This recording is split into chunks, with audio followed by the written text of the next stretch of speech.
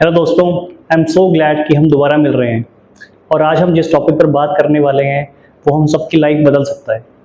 हम बात करेंगे उस इन्वेस्टमेंट ब्लूप्रिंट की। हम आज बात करेंगे सभी इन्वेस्टमेंट ऑप्शन की जो हमारे पास अवेलेबल है। दोस्तों, एक पूरी इन्वेस्टमेंट की गेम एक सिंपल रूल पे बेस्ड है, टाइम और रेट ऑफ रिटर्न। बस ये दो हीरोज़ हैं। तो चलिए शुरू करते हैं।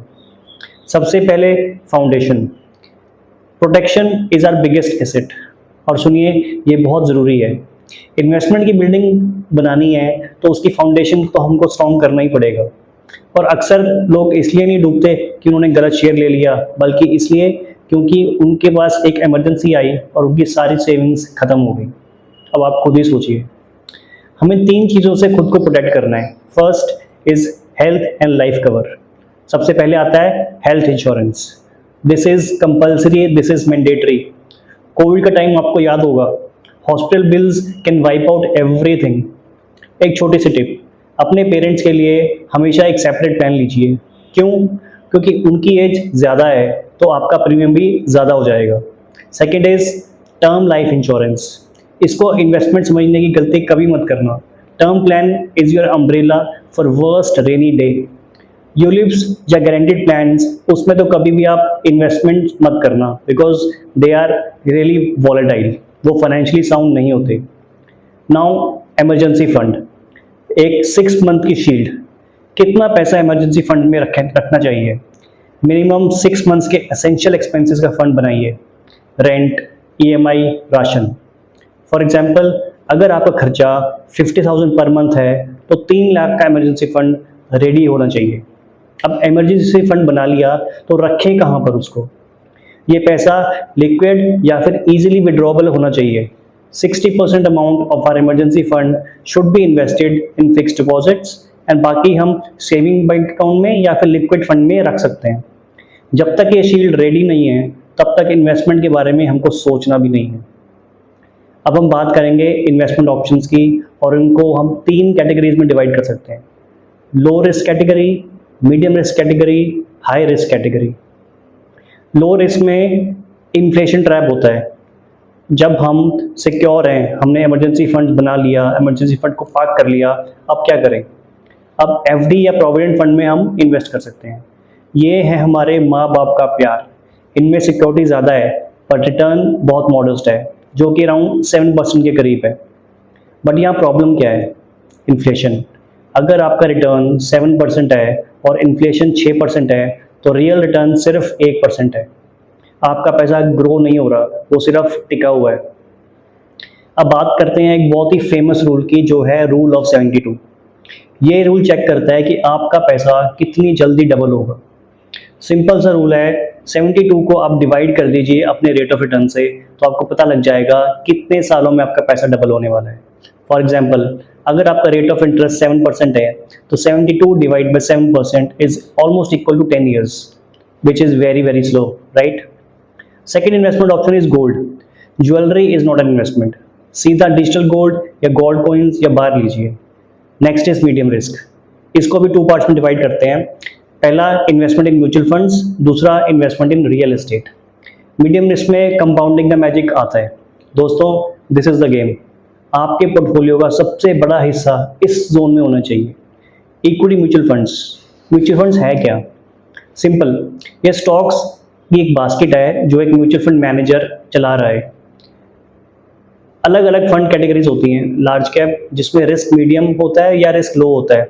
मिड कैप या फ्लेक्सिब कैप, जिसमें रिस्क मीडियम लेवल पे होता है और रिटर्न्स भी मीडियम लेवल पे मिलती हैं। अब देखते हैं compounding the magic between FD and mutual funds.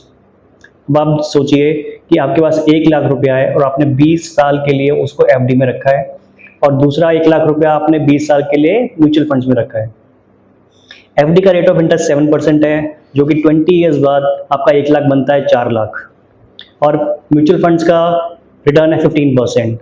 तो वो जो होता है वो डबल होता है हर 5 साल में। 20 साल में वो अमाउंट बनेगी 14 to 16 lakhs. Now can you see, FD में जो चीज़ 1 लाख रुपए 4 लाख बने, म्यूचुअल फंड में वही चीज़ 16 लाख बन गई। ऑलमोस्ट 4 टाइम का ज़्यादा रिटर्न है, ज़्यादा वेल्थ है। यही है टाइम और रिटर्न का असली ताकत। अब medium risk part 2। Real estate में इन्वेस्ट करें या डेट में इन्वेस्ट करें?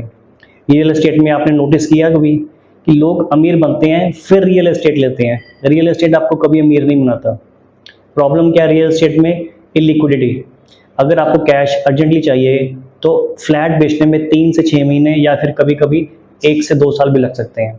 इसलिए अपना सारा पैसा कभी भी रियल एस्टेट में तो कभी मत लगाइएगा। Next is debt mutual funds and corporate bonds. FD से थोड़ा बेटर रिटर्न मिलेगा आपको, तो आप इसमें इन्वेस्ट कर सकते हैं।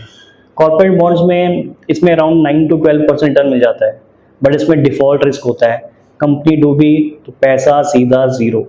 इसलिए कंपनी की क्रेडिट रेटिंग चेक करना बहुत बहुत इंपॉर्टेंट है, और सिर्फ AAA रेटेड बॉन्ड्स में ही इन्वेस्ट कीजिए ताकि आपका पैसा हमेशा सेफ रहे। Next is high risk. इसको हम बोलते हैं द कैसीनो गेम। दोस्तों, इस जोन को प्ले मनी से खेलो। सिर्फ वो पैसा लगाओ जो अगर चला भी जाए तो आपको कभी दुख ना हो, आपको कभी फर्क ना पड़े, आपके फंड्स कभी शॉर्ट ना हो। इसमें सबसे पहला आता है ट्रेडिंग और फ्यूचर एंड ऑप्शंस। ट्रेडिंग को और फ्यूचर ऑप्शंस को कभी भी हमको इन्वेस्टमेंट तो मानना ही नहीं चाहिए। ये एक तरह से शॉर्ट टर्म ट्रेडिंग है और एक फुल टाइम प्रोफेशन है जिसमें आपको टेक्निकल स्किल्स की ज़रूरत है। इसमें एक शॉकिंग डाटा है कि 80 to 95% people doing trading in F&O they lose the money. Leverage के कारण आपको बहुत ज़्यादा लॉस हो जाता है। सेकेंड इज स्टार्टअप में इन्वेस्ट करें या क्रिप्टो में इन्वेस्ट करें। स्टार्टअप में बहुत रिस्की है ये। 10 में से 9 स्टार्टअप्स हमेशा फेल होते हैं। आपका पैसा या तो ज़ीरो होगा या फिर एकदम 27 टाइम्स, जो कि बहुत तो तभी होगा जब आप बहुत लकी हो। रिटेल इन्वेस्टर्स के लिए तो ये बिल्कुल नहीं है। Crypto is really volatile. अगर आपको ब्लॉकचेन टेक्नोलॉजी समझ नहीं आती तो मत इन्वेस्ट करो। रूल यही है कि अगर ट्राई करना है तो maximum amount should be 5% of your total portfolio into crypto. अब इस टॉपिक को हम कंक्लूड करते हैं तो एक यही बात कहना चाहूँगा कि making money is really boring process, but it is a very consistent process. तो दोस्तों, हमारा फाइनल टारगेट क्या है? क्या हमें 40% रिटर्न चाहिए? नहीं, हमें एक कंसिस्टेंट बोरिंग रिटर्न चाहिए जो हमारी कैपिटल को सेफ रखे। मेरा एम अगले 15-20 सालों के लिए यही है कि स्टडी 15 to 20% एवरेज रिटर्न लेता रहूँ। ये कंसिस्टेंसी वो है जो आपको जनरेशनल वेल्थ देगी। टाइम और रेट ऑफ रिटर्न को मैनेज कीजिए और फाइनेंशियल फ्रीडम आपके हाथ में होगी। और मुझे बताइए, what is your strategy for next 12 months? Medium risk में इन्वेस्ट करेंगे या हाई रिस्क में? कमेंट में ज़रूर लिखना, और लाइक शेयर सब्सक्राइब ज़रूर कीजिए। नेक्स्ट टॉपिक तक मिलेंगे, तब तक के लिए हरे कृष्ण।